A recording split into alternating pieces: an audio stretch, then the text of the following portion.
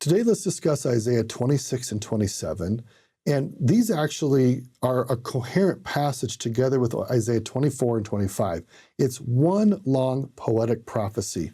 Some scholars call this the apocalypse of Isaiah, where Isaiah is talking about all these threats to God's people and how they're being challenged and sucked under, and eventually God saves them. And so if you read all four of these chapters, 24, 25, 26, 27 together, you'll see this story arc of just the challenges and the suffering of God's people and the ultimate vindication that God provides to all who are faithful. So we'll just pick out a few verses here that are significant, and I invite you to look for what you learn about the character of God, how he invites people to be faithful to him and to trust him. And don't get too caught up in all the symbolism, even though some of it can be quite beautiful. Just know that the overall pattern that God is trying to provide here through Isaiah is that God ultimately is the ultimate winner, the ultimate vindicator of all who are faithful. So you can imagine yourself living in the walled city of Jerusalem at the time of Isaiah, about 700 BC. And here's what Isaiah says. In that day shall this song be sung in the land of Judah. We have a strong city. Salvation will God appoint for walls and bulwarks. Open ye the gates, that the righteous nations which keepeth the truth may enter in. So the idea here is that Jerusalem, the city, is now inviting anybody who's looking for refuge comes to the city of God. Remember, God's temple's there, which is where his presence is. And if his presence is with the people in the city, and if he's in the city, no conquering army can take over the city, because nobody can conquer God. So if you have God's temple in the city, if you have God's king in the city, you're essentially inviolable. Nobody can overcome you. And this is actually how the Israelites saw it. And Isaiah is saying that Jerusalem is symbolizing God's power and strength. And so all nations will come there because that's where God's presence is. And that's what the symbol is. It goes on, verse 3, thou wilt keep him in perfect peace, whose mind is stayed on thee, O God, because he trusteth in thee. Verse 4, trust ye in the Lord forever, for in the Lord Jehovah is everlasting strength.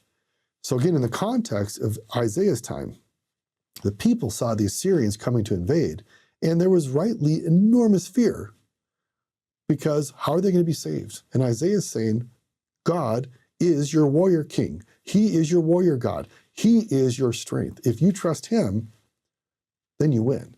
If you put your trust in the arm of flesh and in only what mankind can do, you will lose. Now, God does ask us to act for ourselves. We don't have to just sit around and just hope that God saves us. He does ask us to act and labor for our salvation and for the salvation of others, but always by remembering that salvation only comes in and through God. So I love these chapters because of the strong symbolism of God's strength and power to save people who've gathered into his holy places to be protected. Let's turn to chapter 27.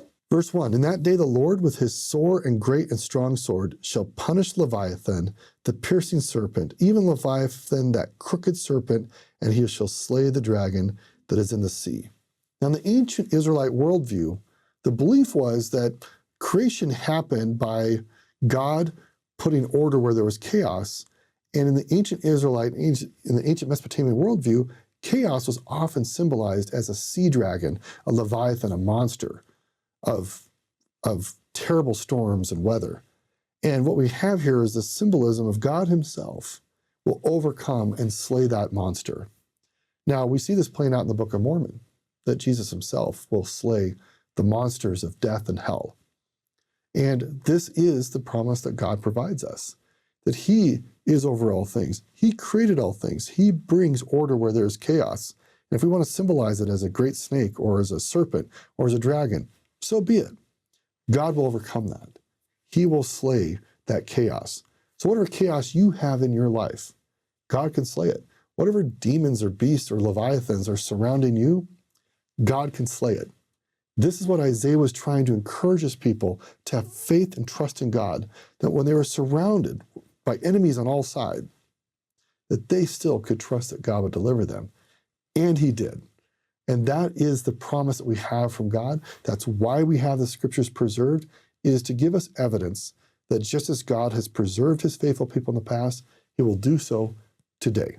Whatever the challenges you're facing, God can empower you, and he can ultimately save you and land you in the promised land of his eternal kingdom.